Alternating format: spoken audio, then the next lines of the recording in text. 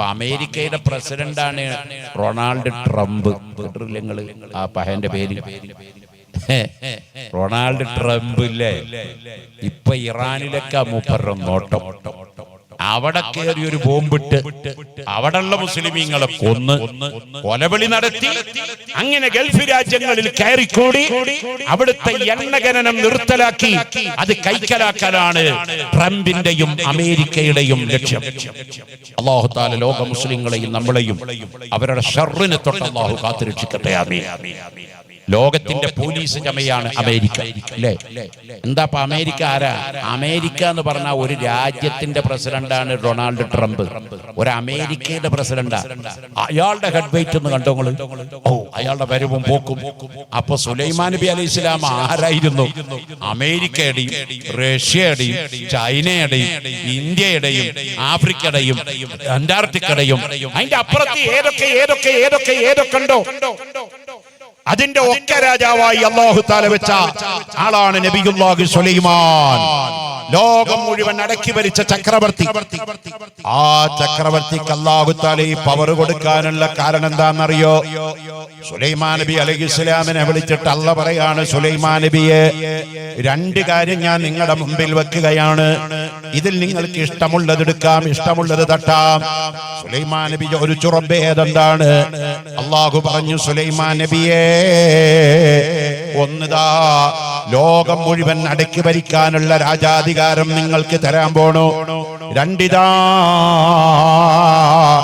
നാഫിയായ ഇൽമാണ് രണ്ടാമത്തത്. നിങ്ങൾക്ക് ഏതാണ് വേണ്ടത്? ലോകം മുഴുവൻ അടക്കി ഭരിക്കുന്ന രാജാധികാരം വേണോ? ഇൽമ വേണോ?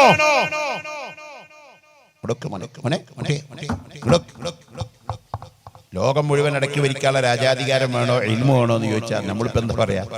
നമ്മൾ പറയാ, ഞങ്ങൾക്ക് വലിയൊരു ഡിഗ്രി തരാം, ഒരു 500 കോടി റുപ്യ വേണോ, ഒരു വലിയൊരു ഡോക്ടറേറ്റും വേണോ ചോദിച്ചാൽ നമ്മൾ പറയും, ഡോക്ടറേറ്റ് കൊണ്ട് എന്തൊക്കാനാ മുട്ടടിക്കാൻ പറ്റുമോ?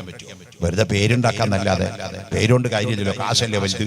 500 കോടി കൊണ്ട് പോന്നോട്ടെ, അവ കാശുണ്ടായ പിന്നെ അടിച്ചു പൊളിച്ചുകൂടെ ജീവിക്കാലോ. അതൊക്കെയല്ലേ നമ്മളെ പോലത്തെ വിവരം കുറഞ്ഞ മനുഷ്യന്മാരുടെ ചിന്തയിൽ കൽബിൽ വരിക. നബിയുല്ലാഹി സുലൈമാൻ നബി അലൈഹിസ്സലാം അല്ലാഹുവിനോട് പറയാണ്, അല്ലാഹ്, എനിക്ക് ഇൽമ മതി. സുലൈമാൻ നബി അലൈഹിസ്സലാം ഇൽമിനെ തെരഞ്ഞെടുത്തപ്പോൾ അല്ലാഹ് പറഞ്ഞു, സുലൈമാൻ നബിയേ, ലോകം മുഴുവൻ അടക്കി ഭരിക്കാനുള്ള ചക്രവർത്തി പദം ആരുടെ കയ്യിലാ കൊടുക്കേണ്ടത്?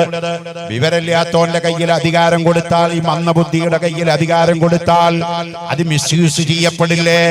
അതുകൊണ്ട് നിങ്ങൾ ഇൽമിനെ തെരഞ്ഞെടുത്ത കാരണത്തിന് വേണ്ടി ലോകം മുഴുവൻ അടക്കി ഭരിക്കാനുള്ള രാജാധികാരം നിങ്ങൾക്ക് ഞാൻ സമ്മാനമായി തന്നു.